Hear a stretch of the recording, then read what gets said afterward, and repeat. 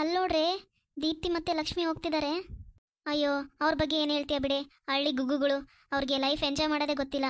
ಅವಳು ಲಕ್ಷ್ಮಿ ಏನ್ ಬಿಡು, ಹಳ್ಳಿ ಊರೋಳು, ಅವಳು ಹಂಗಿದ್ರು ನಡೆಯುತ್ತೆ. ಆದರೆ ಈ ದೀಪ್ತಿಗೇನು ಬಂದಿರೋದು? ಒಳ್ಳೆ ಅವರಪ್ಪ ನೋಡಿದ್ರೆ ಎಷ್ಟು ರಿಚ್ ಇದ್ದಾರೆ, ಇವಳು ನೋಡಿದ್ರೆ ಒಳ್ಳೆ ಗೌರಮ್ಮನ್ ಥರ ರೆಡಿಯಾಗಿ ಬರ್ತಾಳೆ. ಎಲ್ಲ ಸಹವಾಸ ದೋಷ ಕಣೆ. ಅವಳು ಹಳ್ಳಿ ಗುಗ್ಗು ಜೊತೆ ಸೇರಿದ್ರೆ ಇನ್ನೇನಾಗಕ್ಕಾಗುತ್ತೆ? ಅವಳ ಥರನೇ ಇವಳು ಕಲಿತಾಳೆ ಅಷ್ಟೇ. ಅಲ್ಲ, ಇವಳಿಗೇನು ಕಮ್ಮಿ ಆಗಿರೋದು? ಆರಾಮಾಗಿ ಕಾರಾಗಿ ಬರ್ತಿದ್ದೆ ನಾನೇನಾದರೂ ಇವಳ ಥರ ಇದ್ದಿದ್ರೆ. ಇವಳು ನೋಡಿದ್ರೆ ದಿನ ಬಸ್ಸಿಗೆ ಬರ್ತಾಳಪ್ಪ. ಏನು ಕಂಜೂಸೋ ಏನೋ ಇವಳೊಬ್ಳು. ಅವಳ ಕಣ್ಣು ನೋಡಿದ್ರೆ ಅಪ್ಪ ಎಷ್ಟು ಭಯ ಆಗುತ್ತೆ. ಹಂಗಿದಾವೆ ಅವಳೆ, ಹೆಡ್ಲೈಟ್ಸ್ ಇದ್ದಂಗಿದಾವೆ ಗಾಡಿಗೆ. ಆದರೂ ಅವಳು ಅಷ್ಟು ಚೆನ್ನಾಗಿದ್ದಾಳೆ, ಅವಳ ಬಗ್ಗೆ ಆಡ್ಕೋತಾಳೆ. ಅವಳ ಜಡೆ ನೋಡ್ರಿ ಎಷ್ಟು ಉದ್ದ ಇದೆ ಅಪ್ಪ. ಅದಕ್ಕೆ ಎಣ್ಣೆ ಹಚ್ಕೊಂಡು ಒಳ್ಳೆ ಗೌರಮ್ಮನ ಥರನೇ ಬರೋದು ಇವಳು.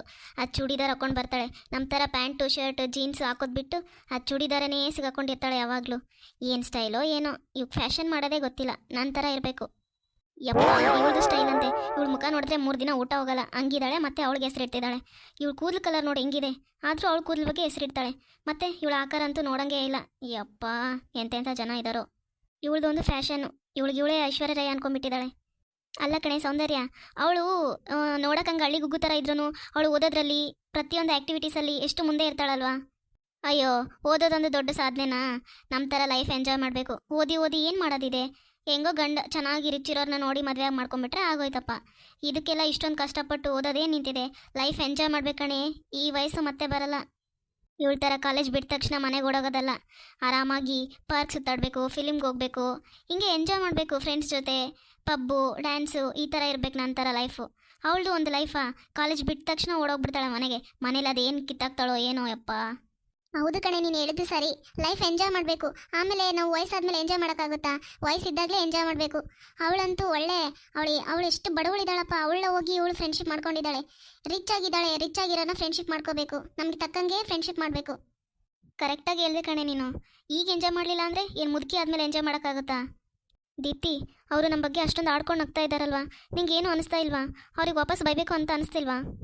ಅವರೆಲ್ಲ ಹಂಗೆ ಮಾತಾಡೋ ಕಾರಣ ನಾನೇ ಅಲ್ವಾ? ನನ್ನಂತ ಬಡವಳ ಹತ್ರ ನೀನು ಫ್ರೆಂಡ್ಶಿಪ್ ಮಾಡಿರೋದಕ್ಕೆ ಅವ್ರು ಅಷ್ಟು ಆಡ್ಕೊಂಡು ನಗ್ತಾ ಇರೋದು. ಅಯ್ಯೋ ಹುಚ್ಚಿ ಲಕ್ಷ್ಮಿ, ನೀನು ಅವ್ರ ಮಾತಿಗೆಲ್ಲ ಯಾಕೆ ತಲೆ ಕೆಡಿಸ್ಕೊತಿದ್ಯಾ? ಫ್ರೆಂಡ್ಶಿಪ್ ಅನ್ನೋದು ಆಸ್ತಿ ಅಂತಸ್ತು ನೋಡಿ ಮಾಡೋದಲ್ಲ. ಒಬ್ಬರು ಭಾವನೆಗಳಿಗೆ ಒಬ್ಬರು ಸ್ಪಂದಿಸೋದು. ಮನಸ್ಸು ನೋಡಿ ಸ್ನೇಹ ಮಾಡ್ಬೇಕು ಕಣೆ, ಆಸ್ತಿ ಅಂತಸ್ತು ನೋಡಿ ಅಲ್ಲ. ನಿನಗೆ ನನ್ನ ಮೇಲೆ ಎಷ್ಟು ಗೌರವ ಇದೆ, ನನಗೂ ಅಷ್ಟೇ ನಿನ್ನ ಮೇಲೆ ಅಷ್ಟೇ ಗೌರವ ಇದೆ. ಅದು ಕಣೆ ಫ್ರೆಂಡ್ಶಿಪ್ ಅಂದರೆ. ನಾವು ತಪ್ಪು ಮಾಡಿದಾಗ ಇದು ತಪ್ಪು ಅಂತ ಬೈದು ಬುದ್ಧಿ ಹೇಳೋರು. ಮತ್ತು ನಾವು ಸಂತೋಷ ಆಗಿರಲಿ ಅಥವಾ ದುಃಖ ಆಗಿರಲಿ ಪ್ರತಿಯೊಂದರಲ್ಲೂ ನಮ್ಮ ಭಾಗ ಹಂಚ್ಕೋತಾರಲ್ವ, ನಮ್ಮ ನೋವಾಗಲಿ ಖುಷಿನ ಹಂಚ್ಕೋತಾರಲ್ವ, ಅವರೇ ನಿಜವಾದ ಫ್ರೆಂಡ್ಸ್ ಕಣೆ. ಈ ಕಾಲೇಜಲ್ಲಿ ಎಲ್ಲರೂ ಹಂಗೆ ಇದ್ದಾರೆ ಕಣೆ. ಅಂದರೆ ಎದುರಿಗಷ್ಟೇ ಚೆನ್ನಾಗಿರ್ತಾರೆ, ನಾವು ಹೋದ್ಮೇಲೆ ನಮ್ಮ ಬಗ್ಗೆನೇ ಮಾತಾಡ್ಕೋತಾರೆ. ಆದರೆ ನೀನು ಹಂಗಲ್ಲ. ನಾನು ಇರದೇ ಇರಲಿ ನನ್ನ ಬಗ್ಗೆ ಯಾವಾಗಲೂ ಒಂದೇ ರೀತಿ ನಿನ್ನ ಹತ್ರ ಒಪಿನಿಯನ್ ಇರುತ್ತೆ. ಅದಕ್ಕೆ ನೀನಂದರೆ ನಂಗೆ ಇಷ್ಟ. ನಿನ್ನ ಬಿಟ್ಟರೆ ನಂಗೆ ಯಾರನ್ನೂ ಅಷ್ಟೊಂದು ಮನಸ್ಸಿಗೆ ಹಚ್ಕೊಳ್ಳೋಕೆ ಇಷ್ಟ ಇಲ್ಲ, ಫ್ರೆಂಡ್ಶಿಪ್ ಮಾಡೋಕ್ಕೆ ಇಷ್ಟ ಇಲ್ಲ ಕಣೆ. ನೀನು ಅವ್ರ ಮಾತಿಗೆಲ್ಲ ತಲೆ ಕೆಡಿಸ್ಕೋಬೇಡ. ಇನ್ನು ಡ್ರೆಸ್ಸಿಂಗ್ ಬಗ್ಗೆ ಅವ್ರು ಮಾತಾಡಿದ್ರಲ್ಲ, ನಂಗೆ ಈ ಥರನೇ ಡ್ರೆಸ್ ಮಾಡ್ಕೊಳ್ಳೋದು ಇಷ್ಟ. ಅವ್ರಿಗೆ ಇಷ್ಟ ಆಗಿಲ್ಲ ಅಂದರೆ ಹೋಗ್ಲಿ ಬಿಡು, ನಾನೇನು ಮಾಡೋಕ್ಕಾಗುತ್ತೆ?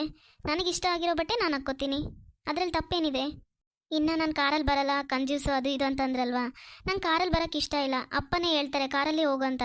ಬಟ್ ನಂಗೆ ಅದು ಇಷ್ಟ ಆಗಲ್ಲ. ಬಸ್ಸಲ್ಲಿನೇ ಬರೋಕ್ಕೆ ನನಗೆ ಇಷ್ಟ. ಎಲ್ಲರ ಜೊತೆ ಇದ್ರೇ ನಂಗೆ ಒಂಥರ ಖುಷಿ ಆಗುತ್ತೆ ಕಣೆ. ಮತ್ತು ನಂಗೆ ಎಂಜಾಯ್ ಮಾಡೋಕ್ಕೆ ಬರಲ್ಲ ಅಂದ್ರಲ್ಲ, ಅಂದರೆ ಫಿಲ್ಮ್ಗೆ ಹೋಗಲ್ಲ, ಡ್ಯಾನ್ಸು, ಪಬ್ಬು, ಈ ಥರ ಫ್ರೆಂಡ್ಸು, ಔಟಿಂಗು, ಇದೆಲ್ಲ ಪಾರ್ಕು, ಇದೆಲ್ಲ ಇಷ್ಟ ಆಗಲ್ಲ ನನಗೆ. ಯಾಕಂದರೆ ನಂಗೆ ನಾವು ಅಪ್ಪನ ಜೊತೆನೇ ಇರೋಕ್ಕೆ ಇಷ್ಟ. ಅದಕ್ಕೆ ಕಾಲೇಜ್ ಬಿಟ್ಟ ತಕ್ಷಣ ಓಡೋಗ್ಬಿಡ್ತೀನಿ.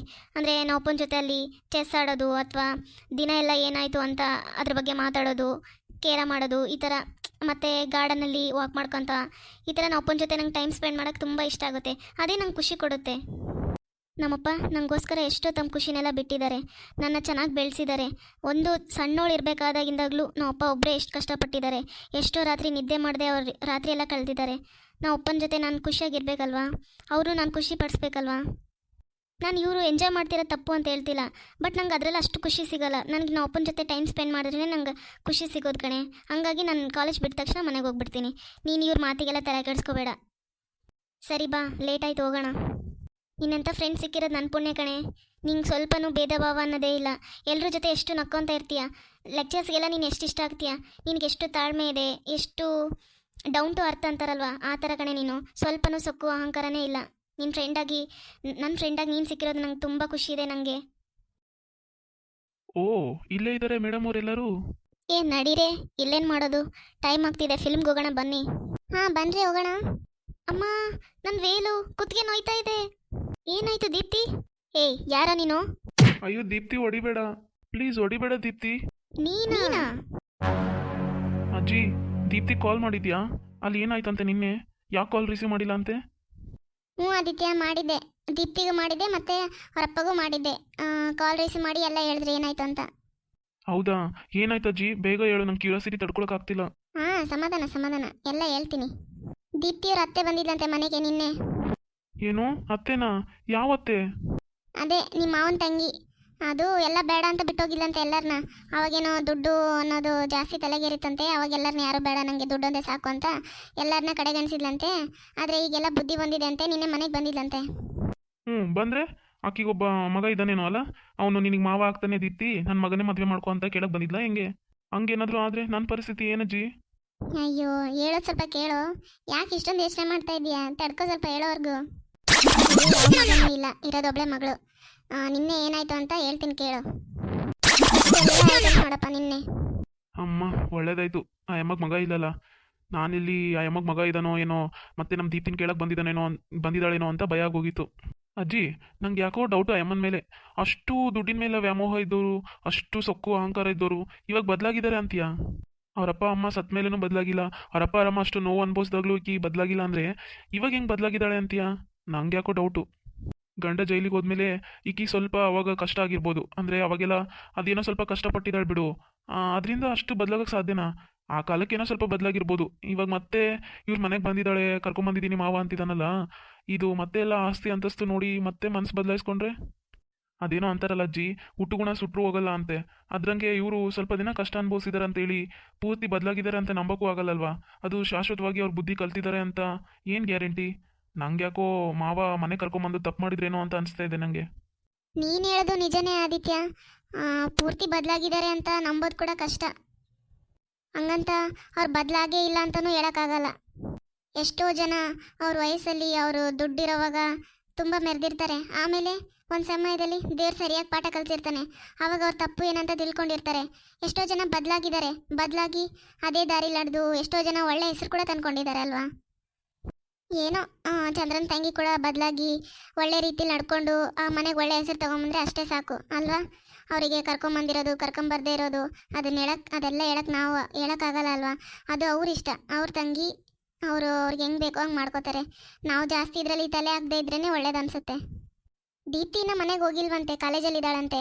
ಈ ಕಡೆ ಇರಪ್ಪ ಹೋಗಿದ್ರಂತೆ ಆ ಕಡೆ ಕರ್ಕೊಂಬರಕ್ಕೆ. ಅದನ್ನು ಫೋನ್ ಮಾಡಿ ಹೇಳಿದ್ರಂತೆ ದೀಪ್ತಿಗೆ, ಹಿಂಗಮ್ಮ ನಿಮ್ಮ ಅತ್ತೆನ ಕರ್ಕೊಂಬರ್ತಾ ಇದ್ದೀನಿ ಮನೆಗೆ, ಕ್ಷಮಿಸಿದ್ದೀನಿ ಅಂತ ಹೇಳಿದಾರಂತೆ.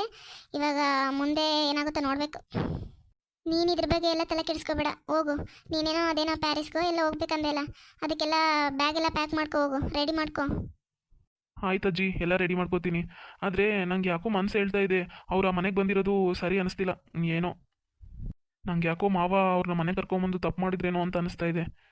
ನಮ್ಮ ಮಾವಗೆ ಮತ್ತು ದೀಪ್ತಿಗೆ ಏನು ತೊಂದರೆ ಆಗದೆ ಇದ್ರೆ ಅಷ್ಟೇ ಸಾಕು ನನಗೆ. ಏಯ್, ಯಾಕೋ ಕೆಟ್ಟದಾಗ ಯೋಚನೆ ಮಾಡ್ತಿದ್ಯಾ? ಹೋಗಿ ಸುಮ್ಮನೆ. ಸರಿ ಬಿಡು, ನಾನು ಹೋಗ್ತೀನಿ. ಹೌದಾ ಅದಿ, ನಿನಗೆ ಹೆಂಗೆ ಮನಸ್ಸು ಸರಿ ಅನ್ನಿಸ್ತಿಲ್ವೋ? ನನಗೂ ಹಂಗೆ ಅನಿಸ್ತಾ ಇದೆ. ಅವ್ರು ಯಾಕೋ ನಮ್ಮ ದೀಪ್ತಿ ಮನೆಗೆ ಬಂದಿರೋದು ನನಗೂ ಸರಿ ಅನ್ನಿಸ್ತಾ ಇಲ್ಲ. ಏನೋ ಏನಾಗುತ್ತೆ ಏನೋ ಮುಂದೆ.